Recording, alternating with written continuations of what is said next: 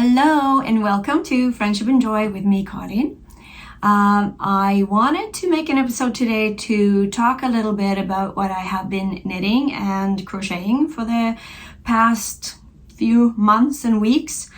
The first thing I made was another Treville sweater. I've talked about the Treville sweater in the past, and I had leftover yarns to use up, so I cast on and made another Treville sweater. I've talked about this one so much in the past. I'm not going to go into details about this one now. If you're interested in this sweater, you can check out my other episode where I talk about it. It's one of my favorite patterns. I don't think I'll be making another one though, because I've made 3, but it is a fantastic sweater to knit when you want to use up leftover yarns.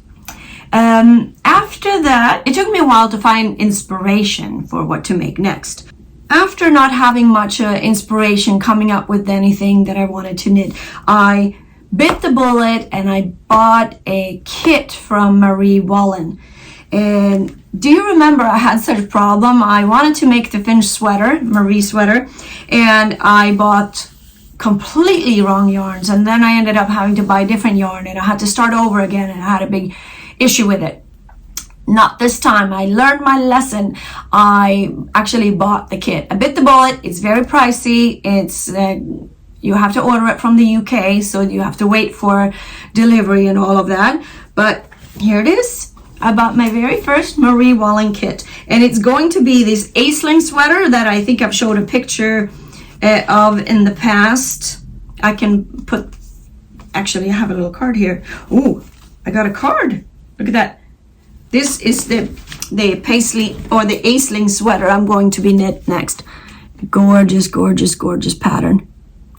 And the yarn is all here, all ready, all measured. I have the right amount, and it looks absolutely stunning. The color combinations, everything. I got the pattern. I'm just going to pull out a few of them here. But now I have all the right colors in all the right amounts. So that will be my next project. But while I was waiting for this, I just kind of got bored because you have to do something. So I ended up doing a little odds and ends here and there. So I was just knitting some socks. I went back to the very old sock pattern that I've used for years and years and years. Got myself some sock yarn and just made a very simple, I think it's called a simple sock pattern, and it was published in Canadian Living years and years ago. You can probably still find it online, but it is an easy sock pattern. So I made some socks. I crocheted a bucket hat without a pattern with leftover yarns I had. I was also finishing up this Fascination shawl by Ruby and Roses, but I haven't even blocked it yet because I find the crescent shawls is not for me. Look how pretty it is though. A lot of nice, beautiful pattern. That's not what I wanted to talk about. I wanted to talk about what I've been crocheting. So all of you who are right-handed now, you're gonna have to bear with me because I am left-handed. So when I crochet from left to right as opposed to right to left. But I found a really, really, really nice Afghan pattern in Mosaic Crochet technique. I think it's called Mosaic Overlay. And I'm gonna show it. It's not completely finished yet, but I figured I gotta make an episode. I can't wait. I've been working 6 weeks for this on this blanket, and it's still not quite done. But it is a lovely, lovely crocheted blanket, and I'm gonna stand up so you can see the pattern of this. This blanket is called the Celtic Love Blanket, because it has that sort of Celtic knot pattern in the shape of hearts, I think. And there's a beautiful middle section here with lovely designs. And all of this is crocheted. It's a fun technique. I would say, even though this looks extremely complicated, it is, I keep saying this about everything, but it's not hard. If you can do a double crochet and a single crochet, you can do the mosaic overlay technique. And I should mention the Celtic Love Blanket was made by Funky Loops Crochet Designs. It is a fantastic pattern. Really good. You will find it on Ravelry, and it is extremely well written, easy to understand, and you just tick off your boxes. Once you've done a row, you tick it off, so it's easy to just follow along. There's a few things to keep in mind when you do crochet mosaic. You only crochet from the front side. That means that you do one row and then you break the yarn, and then you start again and you break the yarn.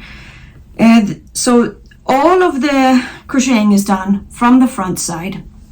What you do is you make two different kinds of stitches, and they're called front stitches and back stitches.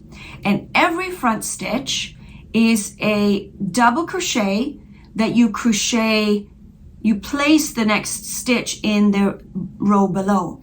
And every back stitch is a single crochet in the back loop only of the previous stitch. So the difference in this technique is not the stitch itself, it's where you place those stitches. Single crochet, double crochet, that's all you need to know. And then every back crochet is placed in the back loop only of the previous stitch, and every front double crochet is placed in the row below. I'm gonna show it to you right here. Okay, so the pattern calls to do a front stitch here. So I'm going to do my double crochet in the next stitch in the front loop of the row before. So that's down here. I'm going to place my double crochet here, and I'm going very slow so you can see it. The double crochet. And then I'm going to do 3 back stitches. So I will do a single crochet in the back loop only.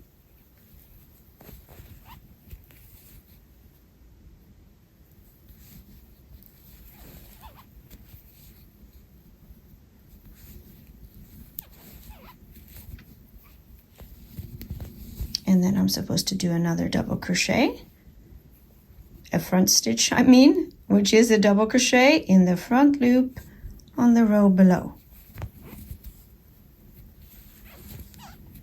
And then you just keep on going, following the pattern. I'm supposed to do now 1, 2, 3, 4, 5, 6 back stitches. And it's only these 2 stitches that you do. Front stitches and back stitches. And as long as you remember to do your single crochets in the back loop only, and the double crochets in the front loop 1 row below, you got it. There's nothing more to it than that. So as you can see, it's not hard to do. All you do is follow along where to place your stitches, and you end up with these beautiful intricate patterns on your blanket. Now, I'm gonna take this off, sorry. I love to wear what I've made, but sometimes it's just too hot. The one thing to keep in mind though, if you're left-handed like I am, your pattern will be mirror imaged. It will be reversed. I don't think in this particular pattern it makes a difference. The only thing would be like the way my hooks are going on the love knots like this, they would be going normally the other way. So I guess I'm doing mine backwards. And since it's a symmetrical pattern, it doesn't matter which way it goes. This section here in the middle doesn't matter because it's completely even. The only issue you would have if you're left-handed would be if you were to, let's say, crochet letters. Then you'd have to read the pattern from the other way, like top down, kind of like you have to read it backwards. That's one of the drawbacks of being left-handed. That and using scissors that are not made for left-handed people. That might be the only problem in life, but other than that, it's not that bad. So yes, if you're interested in giving Mosaic Crochet a chance or a try, a go, I can highly recommend this pattern. This was my first. I have done, you know, the other blanket I crocheted for my goddaughter. I can put a picture of it here. It was a fun. It was the mandala blanket. It was a fun crochet with many different techniques. So I would say that blanket is way more advanced than this one. This one is just the 2 stitches, and then it's just a matter of following along. When I'm done with this, I only have this part of the section should be done, and then afterwards I'm going to crochet a border around everything, and that is also when I'm going to hide the fringe that ends up here. So this whole little border on the end here is basically going to be hidden by crocheting around it here in the end. You do front piece and a back piece, and you make a nice solid border. Some people prefer to leave the fringe out, and if you like the look of that, I would suggest then keeping your tail ends a little longer, and then at the very end, after you block it, you just cut them all even. But I am going to hide my fringe when it's all done and do a solid border around the whole blanket.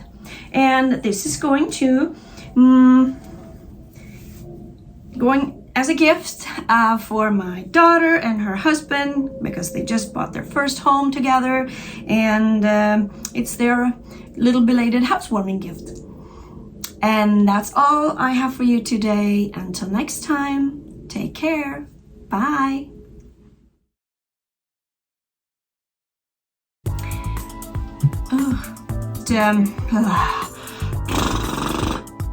It's too hot.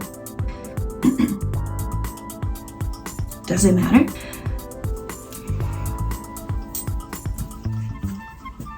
No, it doesn't matter.